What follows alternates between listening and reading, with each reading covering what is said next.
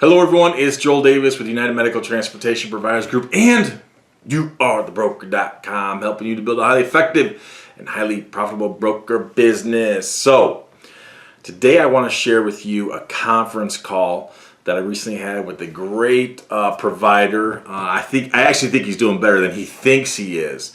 Now, first and foremost, when I share these conference calls, some of you guys will email us, Joel, why do you cut out so much audio? Listen, we got to do what we got to do. We got to protect and preserve the interests of our client providers, bottom line. So whenever we're talking about names, locations, numbers, things like that, we got to cut it out, because just like if I was talking to you, I'm not going to share your information with the rest of the world, and I got to protect and preserve this client provider as well. Bought the business about 8 years ago on the cheap, and because of his hard work and hustle, he is now in the position where he wants to sell it in probably another 1 or 2 years. He's already a multi-seven-figure business, doing well. There are definitely some things I would tweak in the business model, but again, I think he's doing much better than he actually thinks he is. But he's definitely ready for the new adventure, so he's working on becoming a licensee with youarethebroker.com, so that's awesome. We look forward to working with him. But all of his business has been broker-free, as in zero brokers up until recently. And this is going to be a great conversation. I want you to make sure you watch. He didn't do any broker work up until recently. One of his largest accounts was solicited by and bent the knee to the broker. So the broker came in and is starting to run that largest account, and then the broker demanded that this client provider bend the knee to the broker and work for peanuts. Well, needless to say, this broker told him to stick it where the sun doesn't shine, and sure enough, who caved? The broker. The broker bent the knee to him. So it's a classic example of, if you watched one of my previous videos where I talked about some of you think you're going to outsmart the system, you think you're going to outsmart it, you think you're going to court that stripper, and next thing you know, you're going to marry that stripper and you're going to be broke.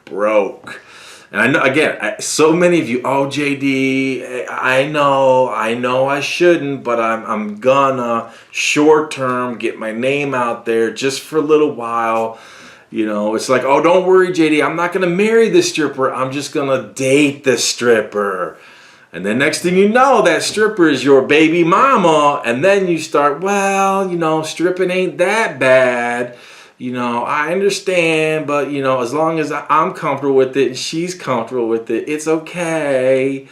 Man, y'all are crazy. Try to outthink it, man. That's why this transportation provider, absolutely, I love and appreciate the honesty. He even calls himself sometimes, he refers to himself as being that white walker, you know, doing the freebie expert stuff. But now this guy is on board, and again, I look forward to working with him.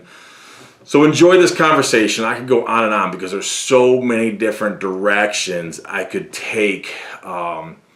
Great conversations and analyzing different segments and components of this conversation. So enjoy it, learn from it, find inspiration from it, because again, there still continues to be great opportunity in the NEMT industry all over the place, but it's all about getting started. So many of you are doing nothing. B, it's about how you build your business model. Not all businesses are the same, bottom line, and it's specifically how you build and position your business strategically, and then all the tactical moves you make throughout the course and the life of your business. Bottom line. So if you think, oh JD, it's okay, I'm just gonna get in bed with the brokers, oh, I'm just gonna sleep with the stripper, but then when she becomes the baby mama, then you start to rationalize, okay, stripping ain't that bad, it's kind of cool. So enjoy this conversation, learn from this transportation provider. Love the fact that he's doing well, and I look forward to continuing to work with him. So enjoy this, learn from him, learn from the other transportation providers, learn from our mistakes, learn from our successes, because when you do, I'll see you at the top.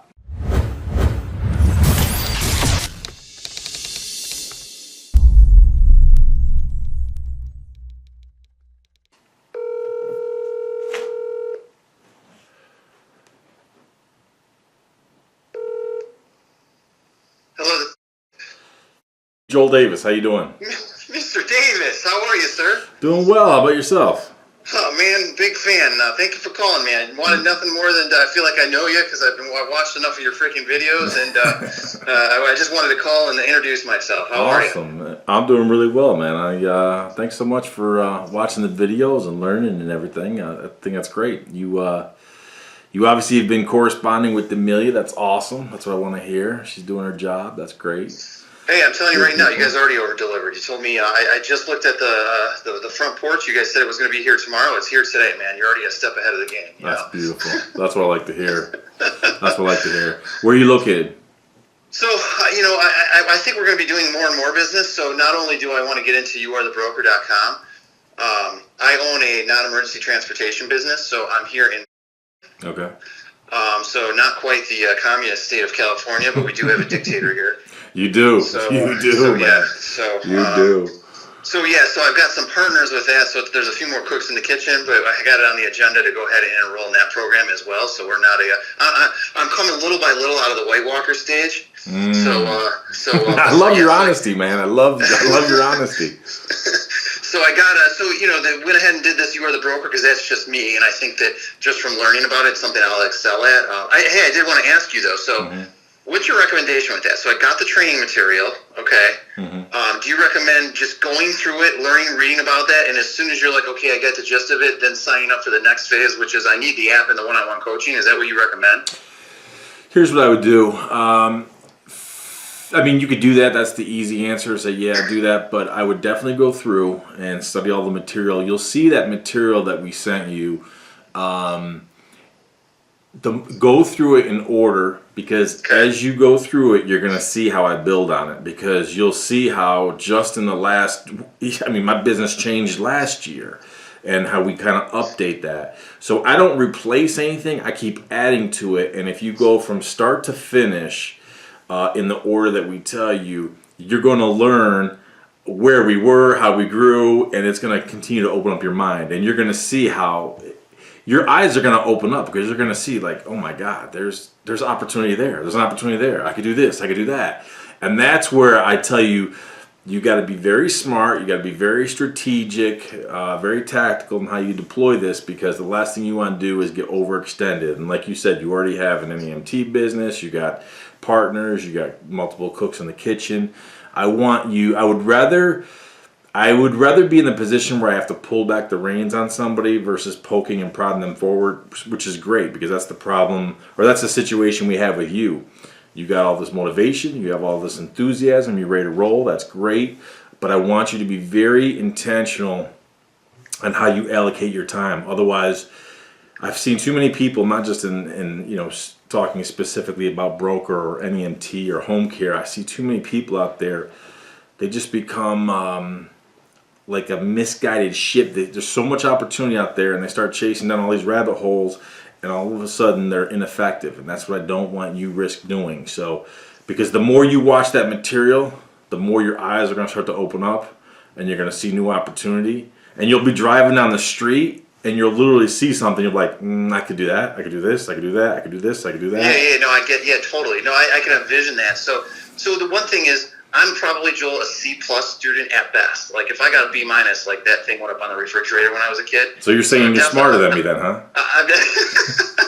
I'm not. Well, C+ after a lot of, probably tutoring and stuff. So, but I'm good at multitasking. Good. And the good thing about the non-emergency transportation business is I've got people running it. Good. So I've got to be pulled in for the big decisions. Okay, and I'm also the sales guy on that end of it, so I'm the one responsible for bringing in the new accounts.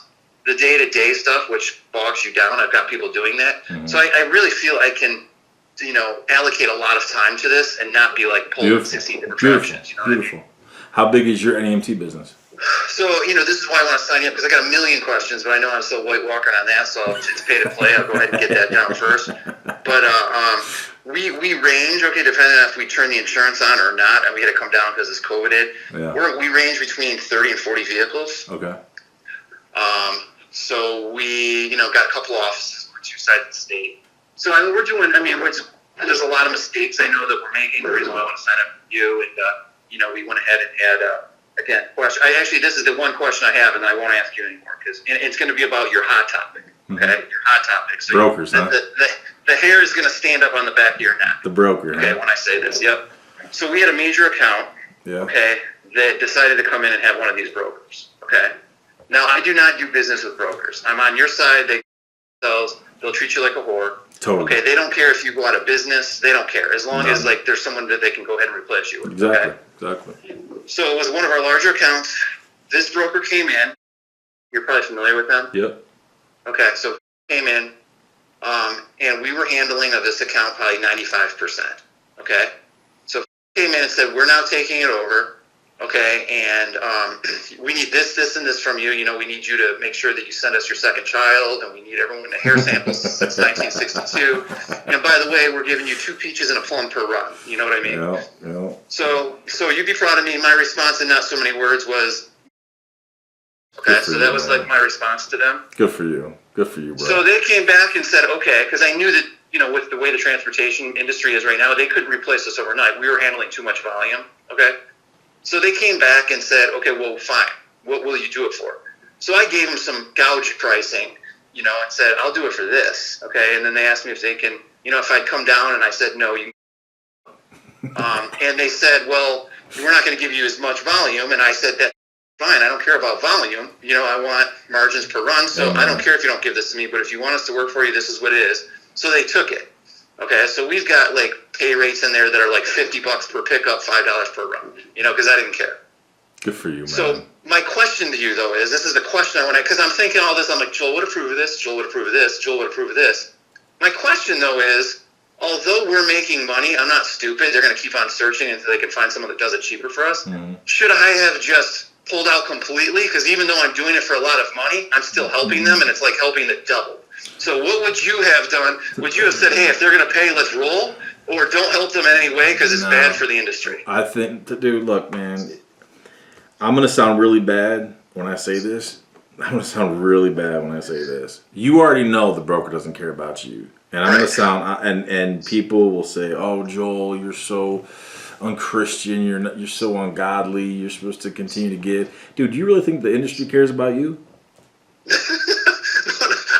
I don't think that, but if nothing more, it's like what do they say? A high tide rises all ships. If something were ever to happen where it would break the broker industry, I don't think that they'd be saying, hey, we're doing this for Antonio because he's a great guy. I think there's like, great, this helps all of us. Let's crack up. You know, an enemy. What is it? An enemy. What's that? An enemy of my enemy is my friend or something like that. Dude, let me, and I'll go back to what, you know, my motivation when I started the UMTPG back in 2010.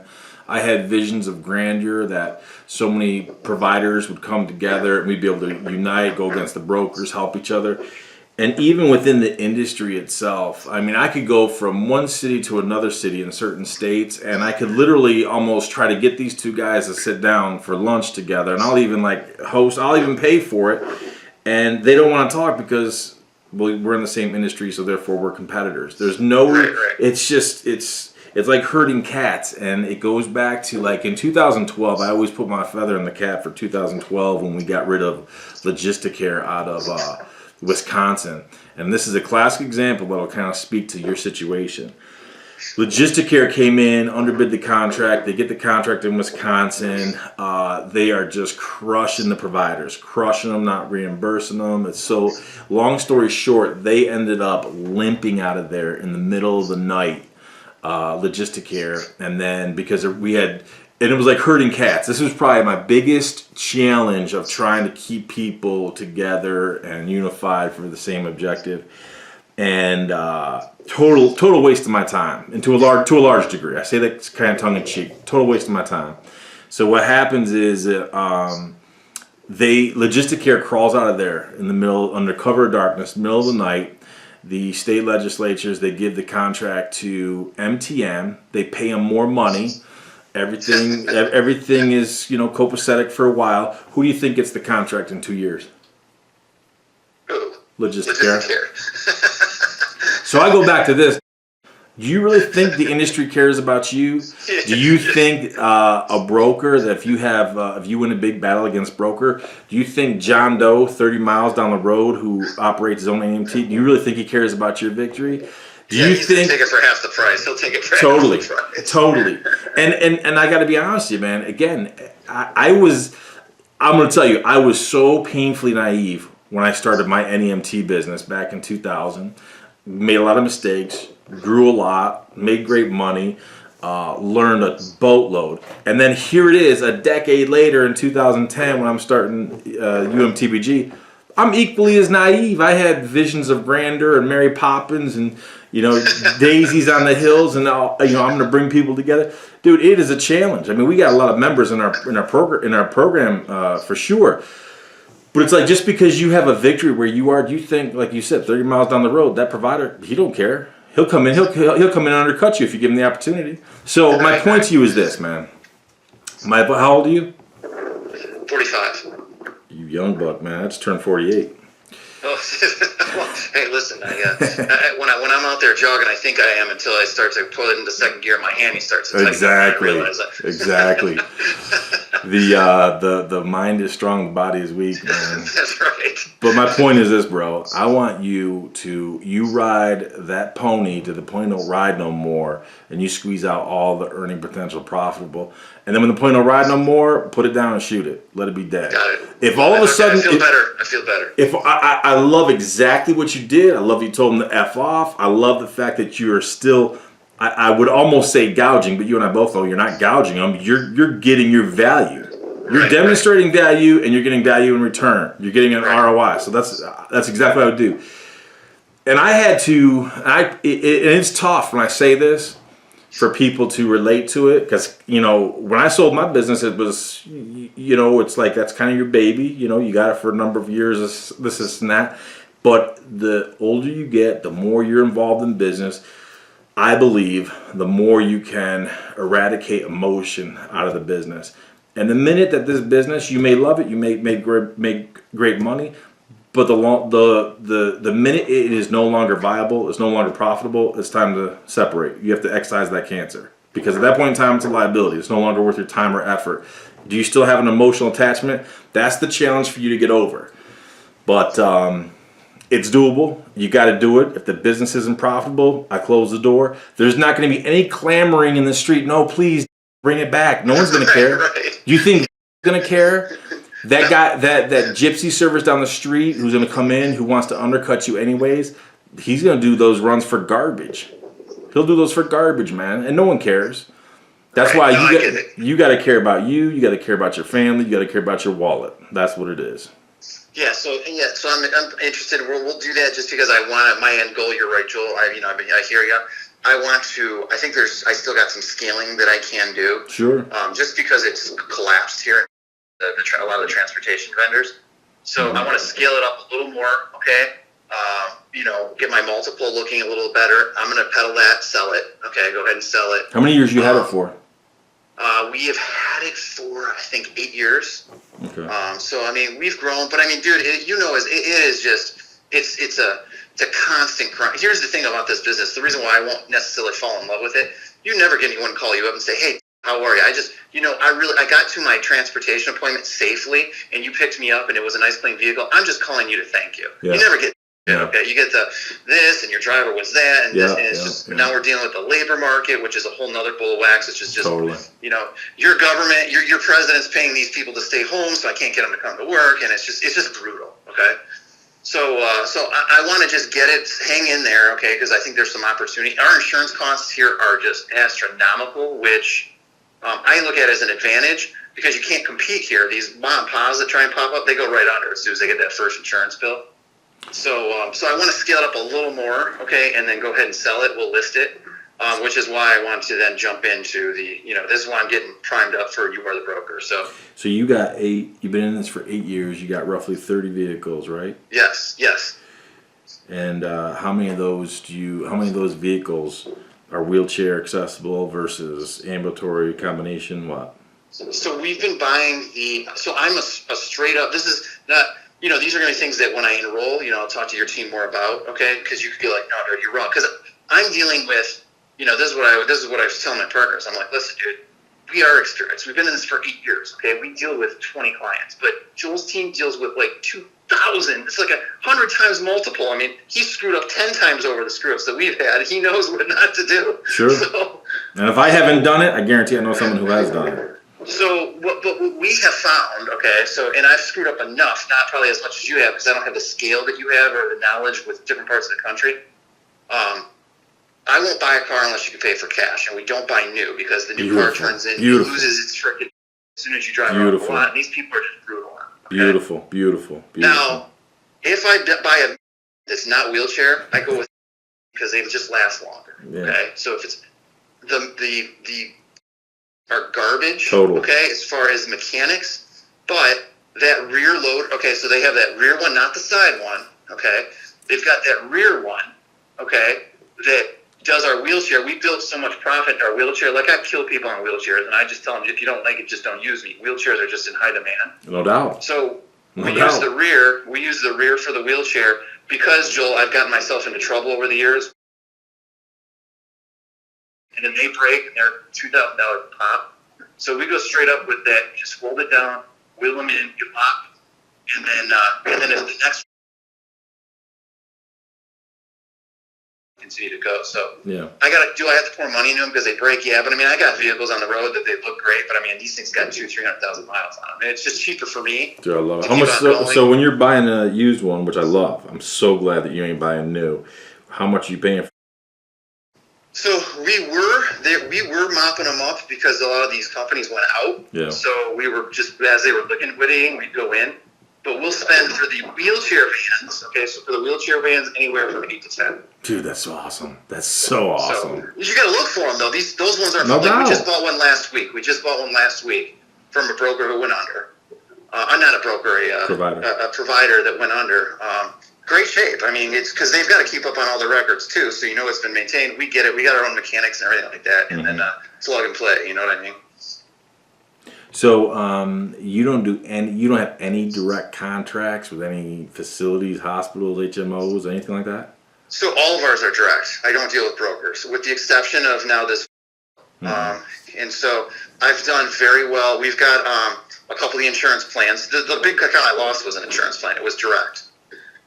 We had 95% of their business. They decided to, you get the spreadsheet people in there. And when I say spreadsheet, it's these accountants that they don't know their ass in the hole in the head, but on paper it looks like they could save money in transportation, so they make this. Yeah, they're not familiar. Yeah, totally agree. So then we had so now this is the only broker I'm dealing with because he came in and took over the business, and that's what I was telling you about. It's like, I'm going to do it for this, and I don't care. Don't use me then. Good for you, man. So they had no choice. Everyone else is direct, so it's a direct. Which they do all the elderly population, so that's where our wheelchair vans are. Those are direct. I won't deal with brokers. Good for you. What? How big of an area you cover? So it's basically we cover the entire. With the exception of what? Gotcha. Yeah, we cover a lot of area, and that's not saying. And we've got satellite offices, so I've got some areas where we've got some people that work for us. There's 2 or 3 cars in that area. The volume warrants it. And then they come in with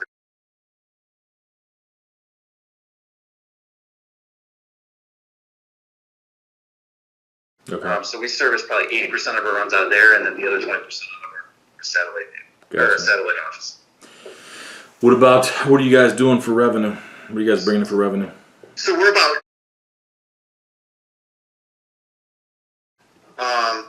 But because I'm not there, because we're not there, it's like I'm the big decisions. I've got people that are running it. We're not that profitable. And what I did was, this was kind of a mistake, but whatever. I wanted to cash out some, and we should have just sold the whole thing. But you have to understand too, I run a lot of things through there. Like my cars are through there that I drive personally. All my gas, my cell phones. Like I run a lot of stuff through there. So it's not just if we were to sell, you have to take into account for that. Yeah. So how many partners do you have? So I cashed out. That was the thing. This is probably one of the things where I'm kind of looking back and I was like, I should have done that. We cashed out. Is what we sold to this guy for. So we cashed out because I think I bought the company 8 years ago for out the door. It was a failing company. We grew it. My partner's a banker. Okay, he's my good buddy. And he's like, dude, we got to cash out something. If we don't want to sell the company, we at least let's recoup something. So we sold. But I'm at the point now where we're all in agreement. We just want to grow it. So it's you, your friend who's the banker, and the guy that you the sold. partner, yeah. Okay.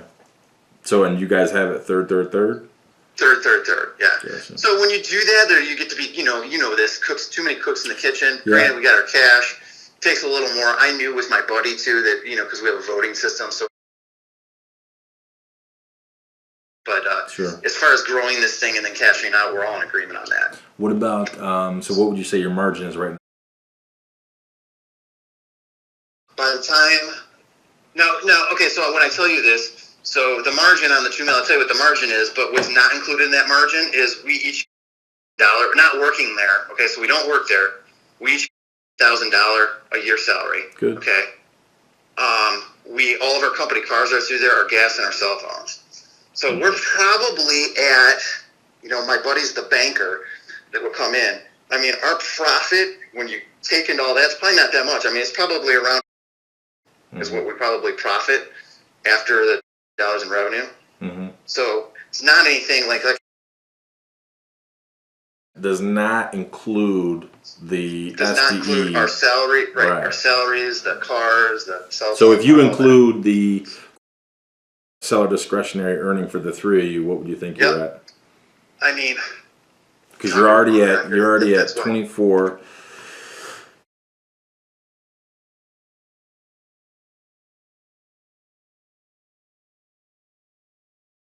And so, I mean, right there alone. I mean, let's round up. Let's say that's 1,000, and you're telling me you're profiting to.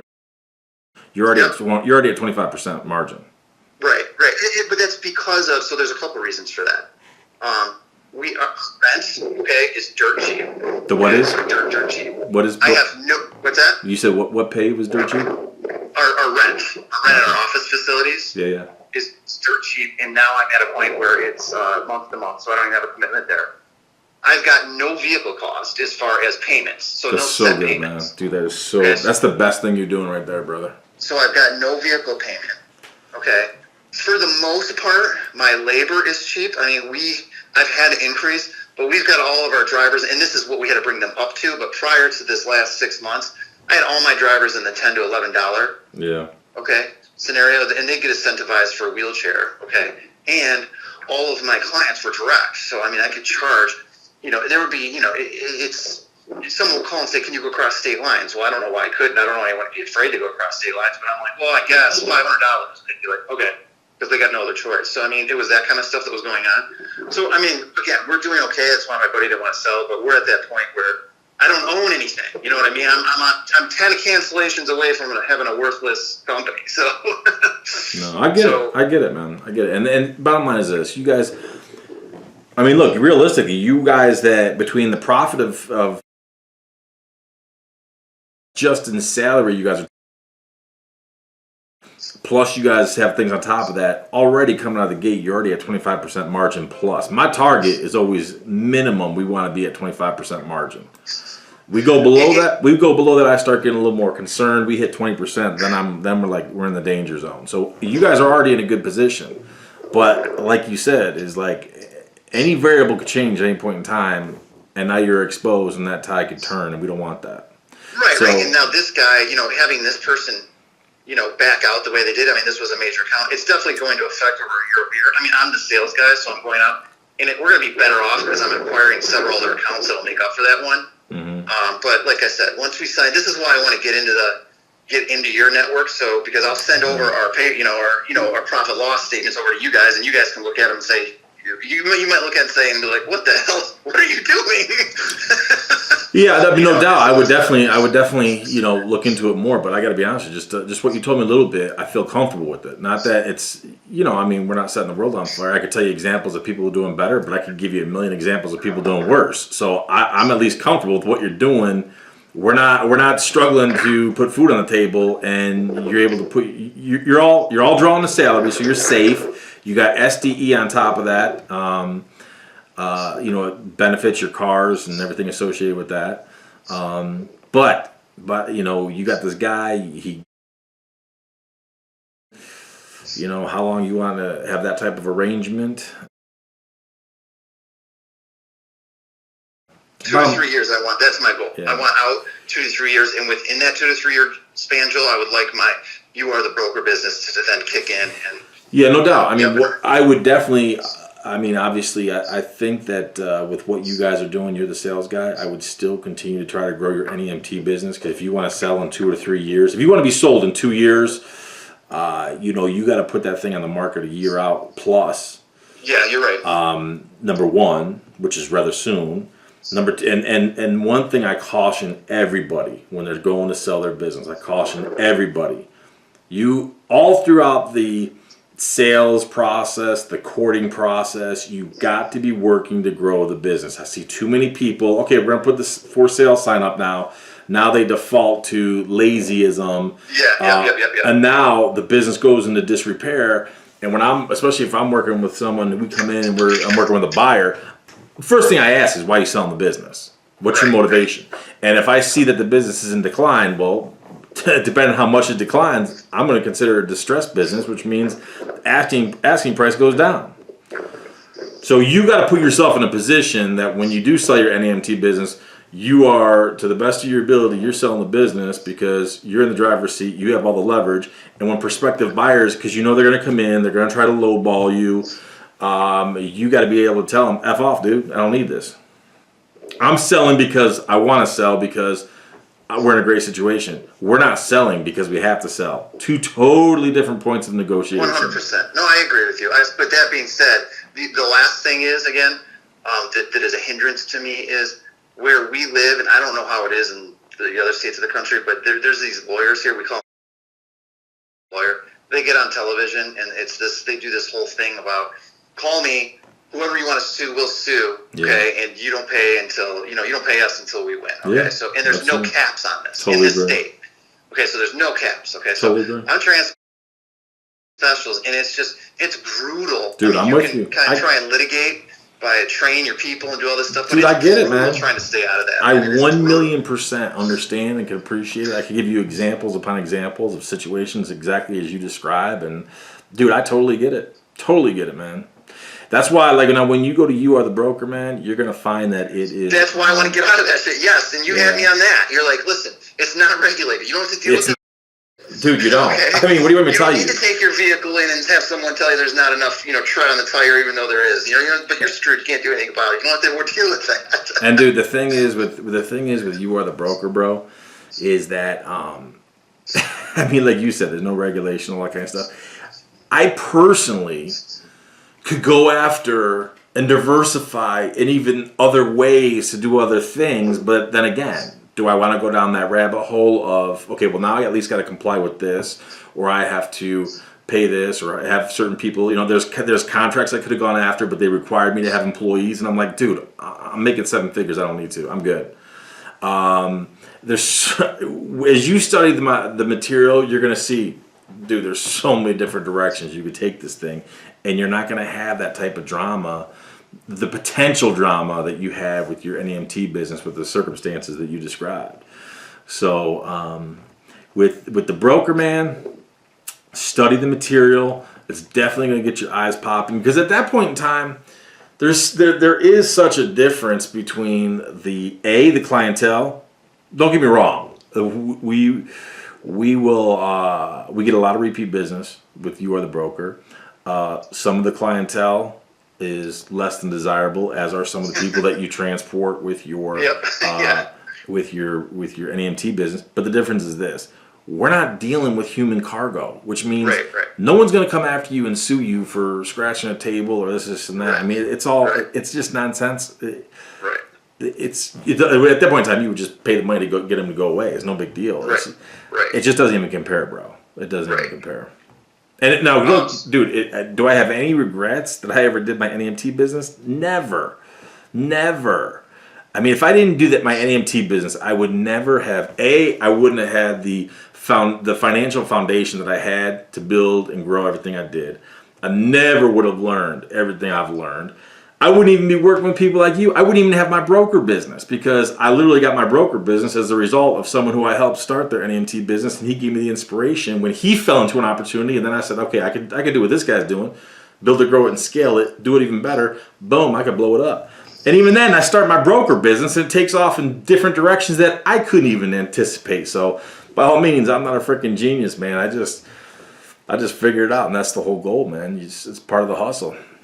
No, that's what I'm drawn to. But if you had without doing just give me like a throw it at the wall time frame, like, hey, because I'm going to go downstairs, or I got my office down there, I'm going to open up the box and start going through the material.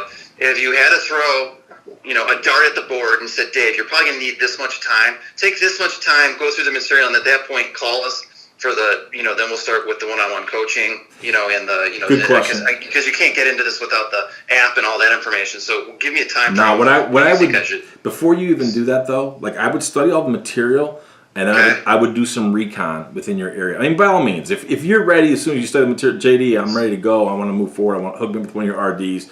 I want to start learning even more of the intricate details associated with the business, get the app going, all that kind of good stuff. I get all that. Just this, I would spend a little time, do a little bit of research, because just like we mentioned with NEMT, the lay of the land where you are is going to be different than other areas. And when you study that material, same type of thing. Your community, your area is going to be different. The one, for example, where I am, we operate throughout 5 states. And so we'll do a lot of, I would argue we actually do more, I don't want to say we do more rural than we do urban area, but we don't do a lot of big city stuff. For example, like my business, we're not doing like New York City type stuff, big metro areas. We don't even do all that stuff. We don't have to.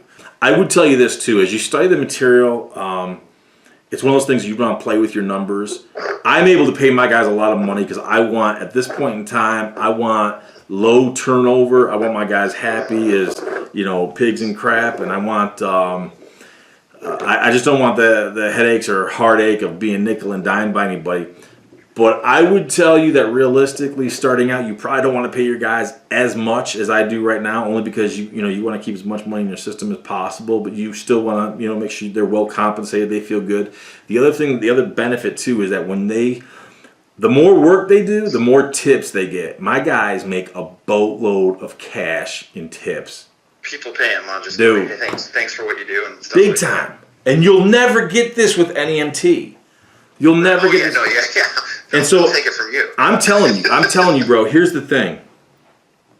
You'll get contractors out there, and when I tell you do some research, talk to some people, some guys who already have a box truck, some guys who already have a enclosed trailer, and you're gonna do. I'm gonna be honest with you. Some of them, they live hand to mouth, paycheck to paycheck.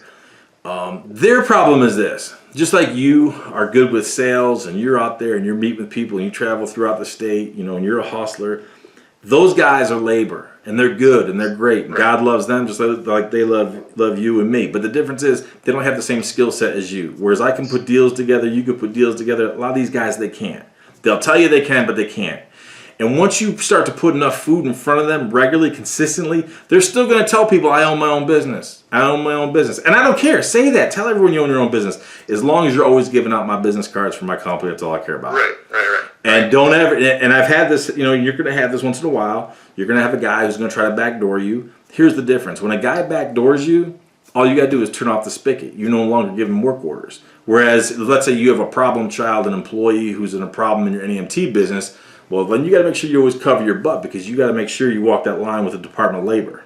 Right. Big difference. So the more that I literally got guys who, I say it tongue in cheek that they would never leave us, but it's like we put so much work orders in front of them, and again, these guys make so much money in cash tips. It's almost like, let's say we just had an express move for $500. It's almost like they make the whole thing because not everyone is a good tipper, but a lot of people are. These guys are making another 10, 20%.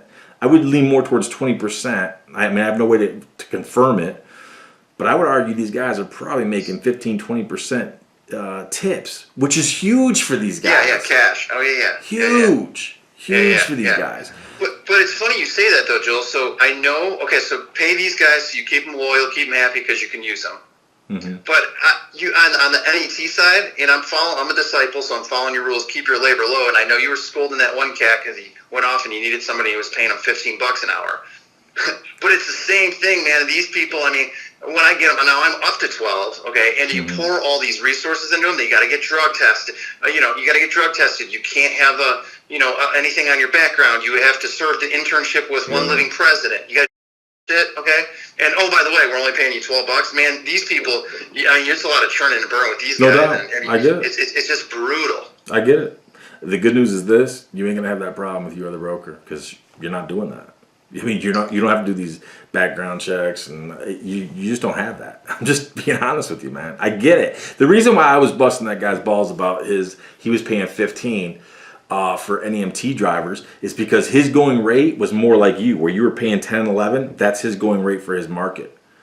And I see that so many people are just way out of bounds. Now look. If the going rate for his market is, let's say, $13, and he's paying 15, you could argue that's just doing good business. I get that.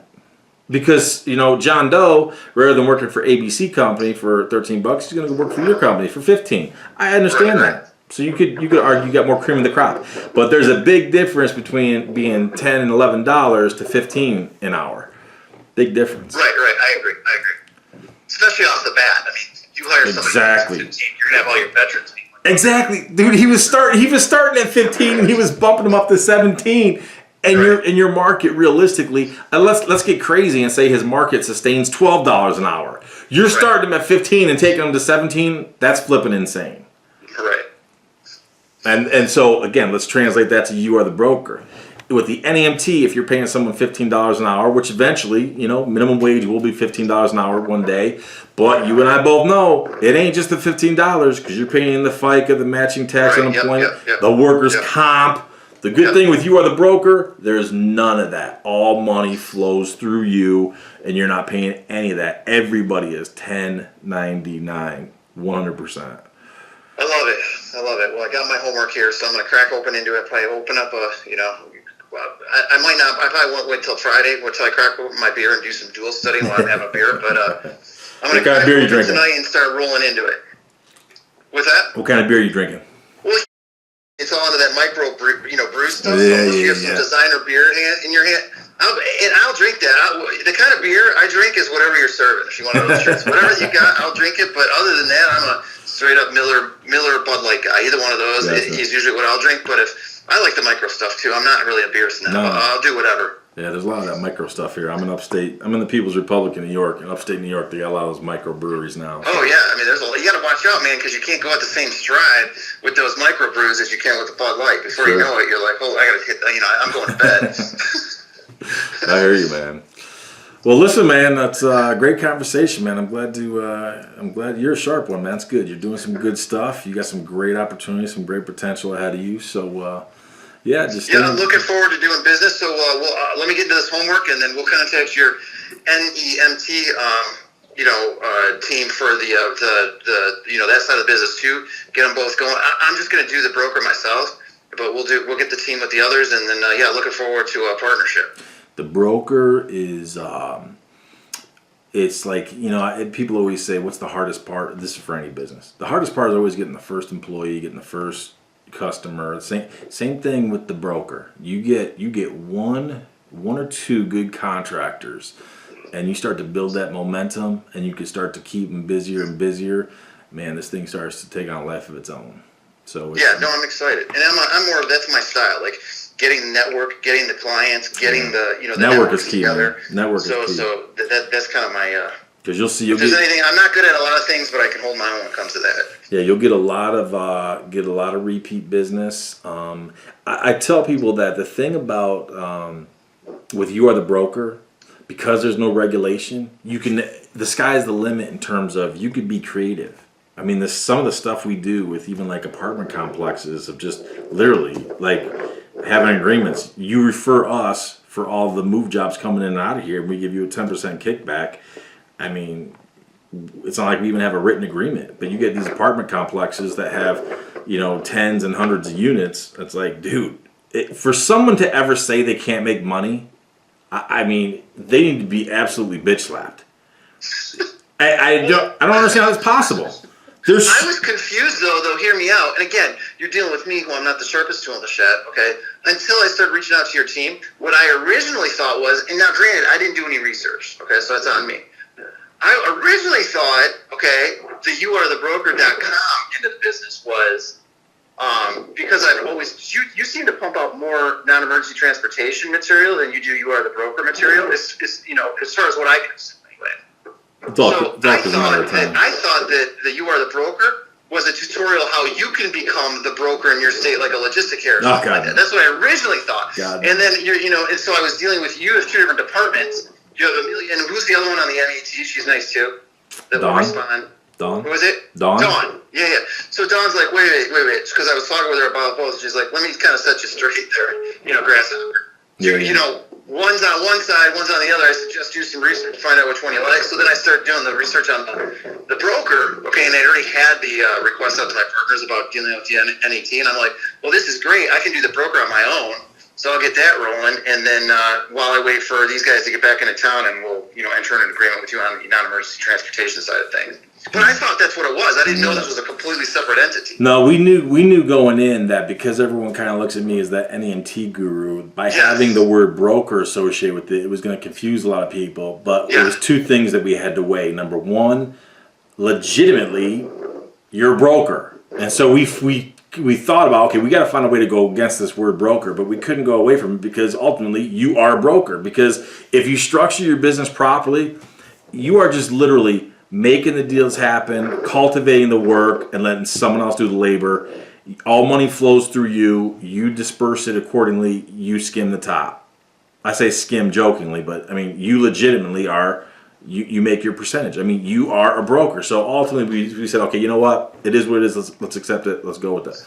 So we knew we were always going to have that challenge for the people who I drive to youarethebroker.com from the NEMT side, because we have other people who come to You Are the Broker who are not affiliated with NEMT. So for them, they never have that confusion. But for those of you who find me through NEMT, I totally understand. That's why we always work to clarify that, as much as I hate logistic care, NTM, the last thing I'm going to do is try to push someone into that. It's like, people will always, how many times over the years, I mean, not so much recently, but so many times over the years, people have tried to get me to do franchise for NEMT and for home care as well. But I won't go that route. I don't espouse it. I don't believe in it. So the last thing I'm going to do is, become a broker or a franchise or anything like that. Yeah, it's this is a like you said, young man's game. Get into the non-MET, get successful, make a lot of money, and then deal it and jump into something else you love. That's why with You Are the Broker, that's why I always say that your network is your net worth, because you don't own the assets. So you're never going to have you got a fleet of 30 vehicles in your NEMT. You're never going to have a fleet of 30 box truck. It's never going to happen. Right. So your network, that is where makes his money. Your net worth is in your network. Now you're going to have John Doe, who's going to be one of your contractors. He relies on those work orders, and he relies on the work orders you give him from specific accounts, things like that. Whereas your network is so much bigger than John Doe. John Doe has no comprehension. Some of my RDs, they know of each other, but they haven't even after these many years, they haven't even met each other because they operate in different areas. Right. They probably look at each other as competitors. Probably. I mean, I have contractors who have no idea what Joel Davis does in terms of the NEMT. I have some of my contractors who I've met with. Some of them to date I still haven't met in person, and I will when I go down there. But we had contractors that didn't know me, and then last year when I was down there, they're like, "Who the hell are you?" But dude, I'm cool with that because they looked at the RD, they looked at my regional directors like they were the boss, and I'm cool with that. Do it, run with that, go with that. I'm Mr. Irrelevant. Right. That's awesome. And that's the difference. And when I say like I say with youarethebroker.com, with no rules, no regulations, it's the wild, wild west. You are limited by your creativity and your ability to cultivate business and build a network. Bottom line. Yeah, I love that. So I love it. I'm excited. So, well, hey, listen, I know you are slammed. I really appreciate the one-on-one time. Problem. Looking forward to working together, and we'll rock and roll. I did submit the application. I think it was I already got the training material, and I was looking through and I'm like, in order for me to take next stuff, I have to submit the application. So I submitted that last night. So I think you guys need a couple days to make sure. I think it was zip code, make sure no one has my zip code. Yeah. Who'd you send it to, Amelia or Lindsay? I did it right online. So I did it right through the youarethebroker.com website. Okay. All right, I haven't seen anything yet, or at least no one's mentioned anything to me. But I'll make sure since I talked to you today, I'll look into it. Cool. All right, Joel, keep on doing what you do. I appreciate everything you do, and like I said, we'll be working together more and more. Sounds good. I appreciate it, brother. Look forward to it. Thank you, sir. Take care. Bye. Bye.